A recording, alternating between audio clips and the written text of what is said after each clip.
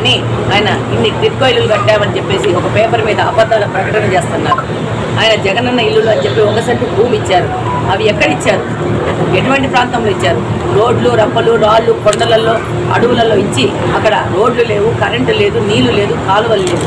1 scent భూమి ఇచ్చి వాళ్ళకి మీకు తాళాలు ఇస్తామని చెప్పేసి అబద్ధాలు మాట్లాడి వాళ్ళకి 1 సెంటు భూమి ఇచ్చినా మీరు వచ్చి అర్జెంటుగా ఇక్కడ బేస్మెంట్ వేసుకొని ఒక 60,000 ఇచ్చి మీరు కట్టుకోకపోతే ఈ ల్యాండ్ మీకు ఉండదు, మీ 1 సెంటు భూమి వేరే వాళ్ళకి ఇవ్వాల్సి వస్తుందని బెదిరించి ఎంతోమంది అమాయకులు అప్పులు పాలు చేసిన ఘనత జగన్మోహన్ రెడ్డి గారికి.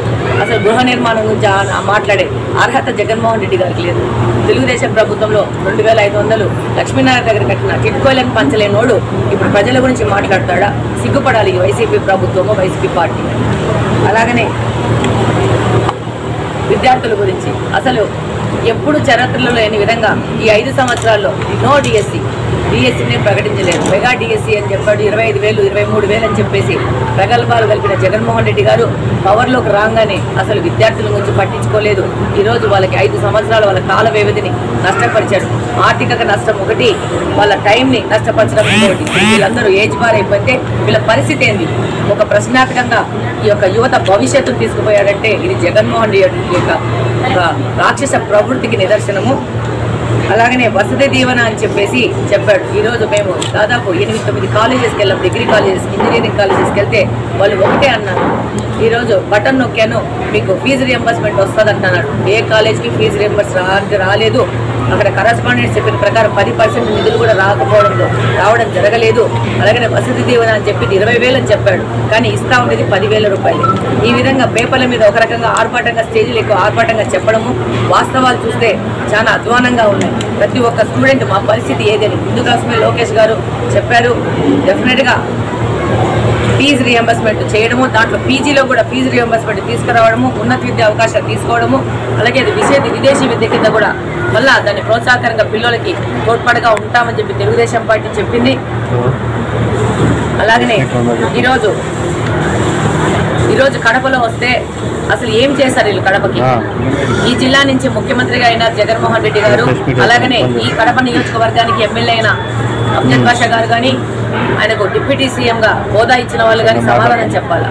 ఈరోజు కడప నగరము నీళ్ల కోసము తహతగలాగా 5-6 రోజులకు కానీ ఒకసారి నీళ్ళు వచ్చే పరిస్థితి లేదు. ఎవరిది ఇది పాపం? 2018లో తెలుగుదేశం ప్రభుత్వము లింగంపల్లి ప్రాజెక్టు దగ్గర డబ్బులు గ్రాంట్ చేసి పనులు చేయడానికి వస్తే దురదృష్టవశాత్తు 19లో మనం అధికారంలో లేకపోవడం వల్ల దాని ఎగ్జిక్యూషన్ వాళ్ళ చేతుల్లోకి తీసుకొని అది లీస్ట్ ప్రయారిటీ పనుల కింద వాళ్ళు తీసుకొని టోటల్గా దాన్ని నెగ్లెక్ట్ చేయడం వల్ల ఈరోజు ఈ కడప నగరం 2024లో నీతి ఎద్దడి గురైతూ నీళ్లు లేని పరిస్థితి. దీనికి సమాధానం, దీనికి ఫెయిల్యూరు వాళ్ళు తీసుకోవాలా. ఇది వాళ్ళ పాపమే. ఈరోజు అంజద్ బాషా గారు కానీ, ఎమ్మెల్యే గారు కానీ ఎన్నో చెప్తారు, ఏం చెప్తున్నారు, ఏం చేస్తున్నారు? ఈరోజు వీళ్ళకి ఏమాత్రమన్నా వీళ్ళకు నింటే వీళ్ళు ఇక్కడ మైనార్టీ ప్రజలకు ఇంత అన్యాయం చేసేవాళ్ళు కాదు. ఎక్కడికక్కడ వాళ్ళు చెప్తా ఉన్నారు, ఈ సరుకుల కాస్ట్ ఏంటి, పెట్రోల్ ధరలేంటి, ఈ కరెంటు బిల్లులు ఏంటి, ఒక్కొక్క ఇండ్లు 3,000, 4,000, 5,000 కట్టాల్సిన పరిస్థితి వస్తాం. కరెంటు బిల్లులు పేరు చెప్పేసి పథకాలు కట్టు, కరెంటు బిల్లు చెప్పేసి చాలా విధాలుగా వాళ్ళ మీద దాడులు చేయడం జరుగుతుంది. వీటన్నిటికీ ఈ అధికార పార్టీనే సమాధానం చెప్పాల్సిన అవసరం ఉంది. ఈరోజు తెలుగుదేశం ప్రభుత్వము 4,000 పింఛన్తో పాటు వికలాంగుల పింఛను 6,000 రూపాయలు చేయడం అనేది చాలా పెద్ద ఉదయంతో చేసిన విషయము. ఎంతోమంది వికలాంగులతో మీకు రేపు పింఛను 6,000 వస్తుందంటే ఎంతో సంతోషంగా ఉన్నారు వాళ్ళు. ఎందుకంటే వాళ్ళకి వికలాంగులకి ఒక చేయూత ఇవ్వాల్సిన అవసరం ప్రభుత్వానికి. అలాగనే చదువు కోసము ఒక చేయూత ఇవ్వాల్సిందే.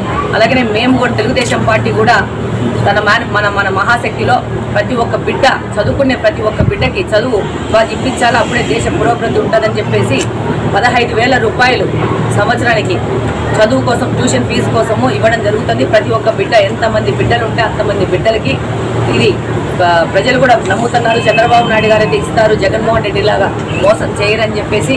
అలాగనే 18 సంవత్సరాల నుంచి 59 సంవత్సరాల ఉన్న మహిళలకు ఆడబిడ్డ నిధి కింద 1,500 రూపాయలు అంటే సంవత్సరానికి 18,000 రూపాయలు ఇవ్వడం జరుగుతుంది. అలాగనే ఆడవాళ్ళకి ఎంతో ఉపయోగమైన ఒక గ్యాస్ కనెక్షన్కు 3 సిలిండర్లు ఫ్రీగా ఇవ్వడం, ఇది కూడా చాలా పెద్ద పథకము. లబ్ధిదారులకు నేరుగా చేరుతుంది. దీంట్లో ఏ విధమైన అవకతవకలు జరగకుండా వాళ్ళకి సహాయపడే విధంగా ఈ పథకం ఉంది. అలాగనే ఉచిత బస్సు ప్రయాణం ఆడవాళ్ళు ఎక్కడికైనా ప్రయాణం చేయాలంటే ఉపాధి కోసం ఒక ప్రాంతం నుంచి ఒక ప్రాంతం నిన్ననే మేము కొట్టాల పోతే అక్కడ చెప్తున్నారు మాకు బస్సు లేదు మేడం, మాకు బస్సు వేయించండి అని చెప్పేసి. అక్కడి నుంచి చాలా మంది యువకులు రౌండ్కి వచ్చేసి పనులు చేసుకుని వెనక్కి వెళ్తారు. వాళ్ళకి ఈ యొక్క ఫ్రీ బస్ అనేది ఎంతగానో ఉపయోగపడుతుంది. అవుట్స్కట్స్ నుంచి సిటీలోకి వచ్చి పనిచేసి పోయే వాళ్ళకి వాళ్ళు కూడా ఈ పథకాన్ని చాలా స్వాగతిస్తున్నారు. డెఫినెట్గా జగన్మోహన్ రెడ్డి గారు తన ఫెయిల్యూర్ని ఈ యొక్క ఆయన వైఎస్ఆర్ కాంగ్రెస్ పార్టీ మేనిఫెస్టోలో ఆయన తెలియజేసుకున్నారు. ఇంకొకసారి వైఎస్ఆర్ కాంగ్రెస్ పార్టీని నమ్మితే ప్రజల యొక్క జీవితాలను నాశనం చేయడానికి వస్తున్నాడు. మళ్ళీ ఒక అవకాశం ఇవ్వాలంటున్నాడు. ఎందుకు ఇవ్వాలనుకుంటున్నాడు? ఈయన ఆస్తులు ఇప్పుడు లక్షల కోట్లు దాటాయి, ఇంకా లక్షల కోట్లు చేసుకోవడానికి వస్తున్నాడు. దాదాపు ఈ కడప నగరంలో ఏ యొక్క ప్రభుత్వ ఆస్తిని, ఏ యొక్క మతపరమైన ఆస్తులు కానీ ఏ ఆస్తులు కానీ నిలిపిన పరిస్థితి లేదు. అన్ని కబ్జాలకు గురైనాయి. దాదాపు ఈరోజు చూస్తే సిఎస్ఐ గ్రౌండ్లో కూడా షాపింగ్ మాల్ కట్టుకుంటూ అక్కడ కూడా కబ్జా స్టార్ట్ అయిపోయింది. ప్రతి ఒక్కటి కబ్జానే. ఏ విధమైన ప్రభుత్వ ఆస్తులు మిగిలించలేదు, భూమిని మిగిలించలేదు, ఇసుకని మిగిలించలేదు, ఏమీ మిగిలించలేదు. కాబట్టి ప్రజలు కూడా చాలా వివేకంగా ఉన్నారు. వీళ్ళకి ఒకసారి నిశ్శబ్ద విప్లవంలో వీళ్ళకి ఒక తిరస్కరణ గురవుతారని చెప్పి సందర్భంగా